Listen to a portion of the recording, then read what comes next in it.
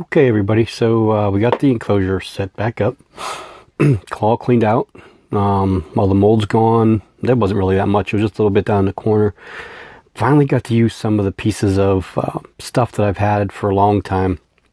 This right there, if she climbs on that, that would just be an awesome picture. And then this piece of wood here, this is something I've been wanting to use somewhere forever, and it just works perfectly in this enclosure. She'll be able to go behind it and burrow in there if she chooses, or again, if she climbs on this, would just be an outstanding photo opportunity. I did reuse the plants that they had in here. Now that one in the corner, and I put these in the front, the leaves, water bowls there in the corner, and I just threw some leaf litter. The substrate is a mixture of play sand, cocoa fiber, and a little bit of that organic potting soil that I have. It's pretty deep in the back.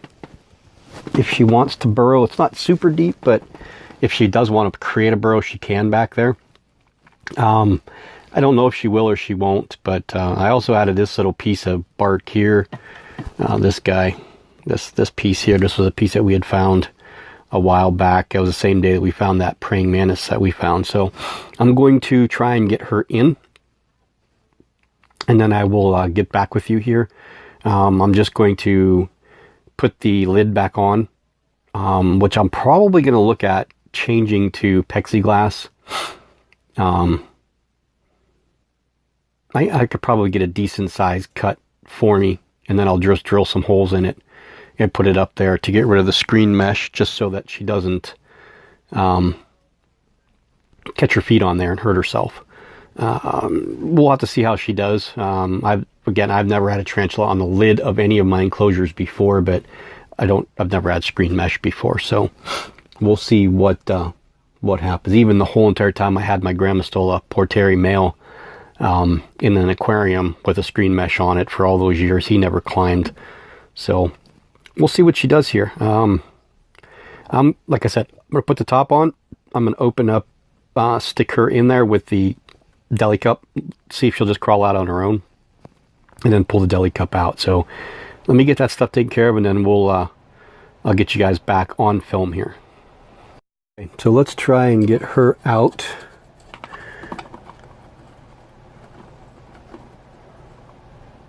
Another one. There you go.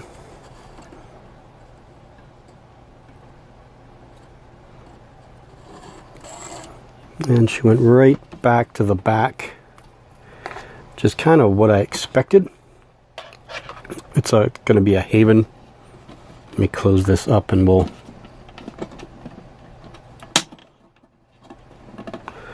I've never had an Exoterra before. So this is all new for me. I'm pretty excited about it.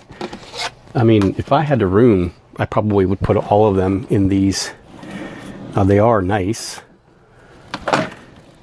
I don't know, the difference between these and the Zoom Ed, but there she is right there. So, again, I would expect her to hang out in this area. I'd love to catch her on top here and get a good photo of her, but so yeah, we got to think of a nice name for her. Something that's going to suit her.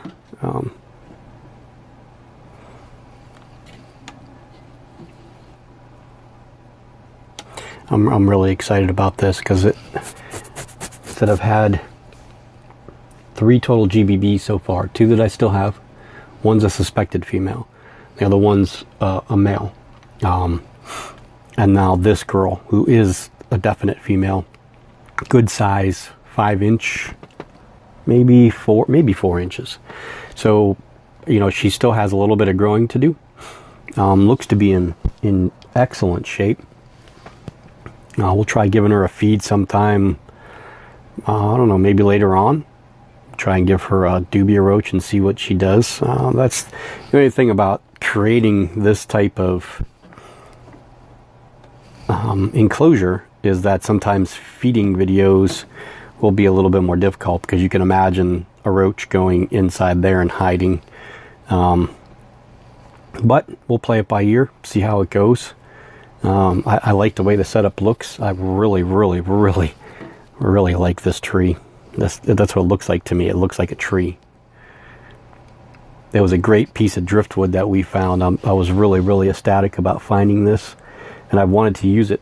I put it in so many different enclosures, but it took up so much room that it just wasn't feasible. So this is the perfect opportunity to use it. Hopefully she'll web around it and not on it. Web the backside and web maybe through the middle in this area here, and then up in the front area. And if she doesn't web, she doesn't web. She webbed the crap out of that last enclosure, the way it was before. There was a lot of webbing in there. A lot of people ask me why the sand, the soil that they come from, where they're at on the outskirts of Venezuela there. I think it's like a coastal. They're in a very sandy, loamy kind of soil. It was probably underwater at a certain point in time, and as the water has receded, all that sand was deposited there, and they like to burrow down in the base of bushes and trees. I wanted to add a bunch of sphagnum moss and beaked moss inside here, because that might elicit her to dig with that root system that I had, but that root system just didn't work in here. This piece of wood works so much better. It just looks so much better. So that's her. Hopefully we'll have a name for her. And I hope you guys, again, thanks for sticking with me. I hope you guys enjoyed it. I hope you guys are going to enjoy seeing her. And we'll have to come up with a really good name. My last male I named Denver, because I'm a Broncos fan and because of the blue and orange. And then we have, of course, Arkham and Chindi. So something different, something more of a feminine name, a girl name. I'll think of something. But yeah, I have some names that I wanted to name my daughter. Maybe I'll use one of those. I'll have to think about it. So thanks for tuning in again. Let me know what you think about the setup. They're known to climb, very good climbers. So I'm not overly concerned about too much. You could see her leg span there is only maybe one more of her up. So, it's less than the normal 1.5 times that you want to try and give them.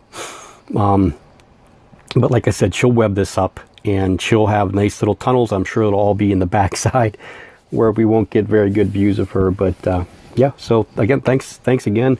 And real quick, here's Arkham. Hopefully this will be a mate for her, or he will be.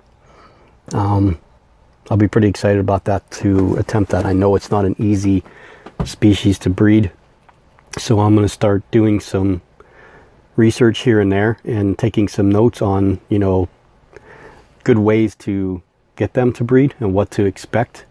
I know a lot of people that have done it, so I'll get with them and get their experiences and, what's worked, what hasn't worked. Do we need to cool her down, stuff like that? Do we need to heat her up? All those odds and ends, goofy things. So we're going to put her over on top of the aquarium for the geckos, because that's, that's a pretty stinking big enclosure.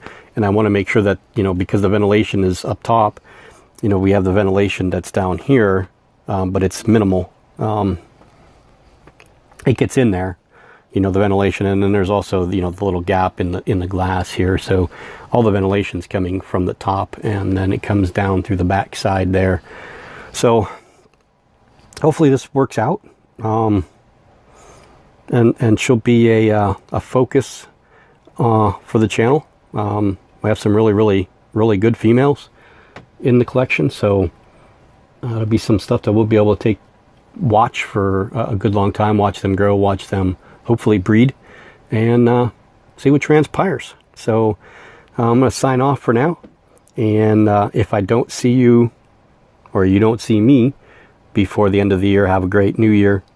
and hopefully next year is a very, very prosperous year for everybody.